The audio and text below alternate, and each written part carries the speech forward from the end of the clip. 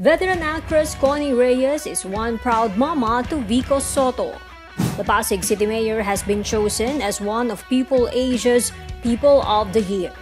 Reyes took to social media to let the whole world know about it.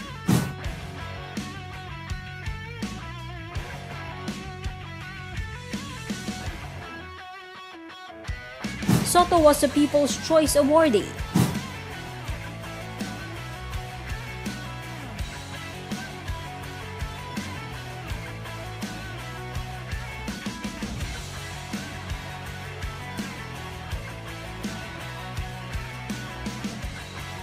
Other politicos who made it to the list are Cavite Governor John Vic Remulla and one Pacman party list representative Mikey Romero.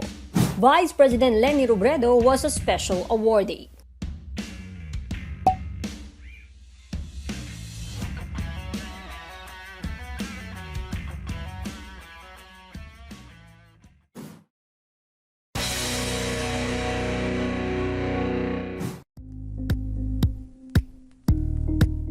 Thank you for watching Politico TV. Please like and subscribe to our channel for more videos.